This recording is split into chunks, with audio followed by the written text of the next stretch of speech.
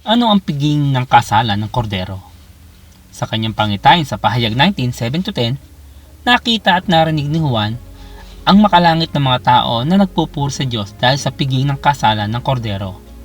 Sa literal, ang piging ng kasal ay magsisimula na.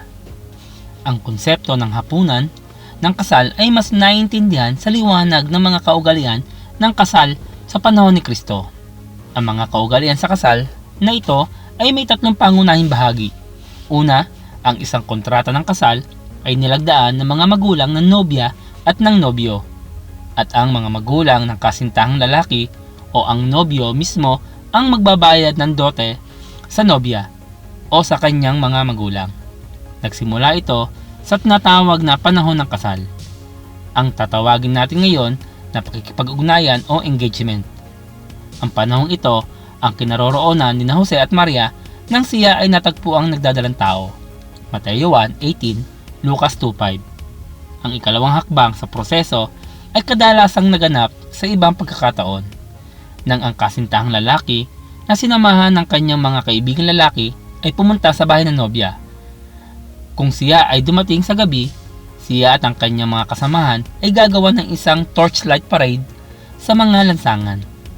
Malalaman ng maaga ng nobya na ito ay magaganap at sa gayon, siya ay magiging handa kasama ng kanyang mga dalagita. At silang lahat ay sasali sa parada at mapupunta sa tahanan ng kasintahang lalaki. Ang kaugaliang ito ang batayan ng talinghaga ng 10 birhen sa Mateo 25:1-13. Ang ikatlong yugto ay ang hapunan sa kasal mismo na maaaring tumagal ng ilang araw gaya ng inilalarawan sa kasal sa Cana sa Juan 2:1-2.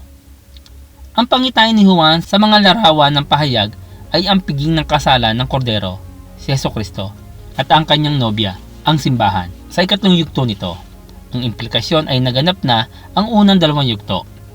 Ang unang yugto ay natapos sa lupa nang ang bawat individual na mananampalataya ay naglagay ng kanyang pananampalataya kay Kristo bilang tagapagligtas.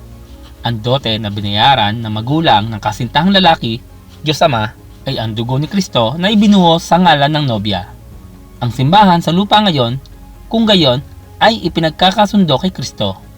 At tulad ng matatalinong birhen sa talinghaga, lahat ng mananampalataya ay dapat na nanonood at naghihintay sa pagpapakita ng nobyo, ang pagdagit o rapture. Ang ikalawang yugto ay sumasagisag sa pagdagit ng simbahan.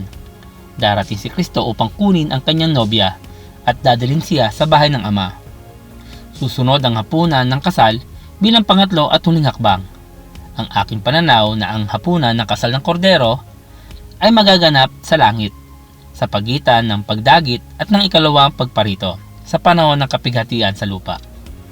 Ang pagdalo sa piging ng kasal ay hindi lamang ang simbahan bilang nobya ni Kristo, kundi pati na rin ang iba. Kasama sa iba, ang mga banal sa lumang tipan. Ang kanilang mga kaluluwa, espiritu, ay kasama natin sa langit.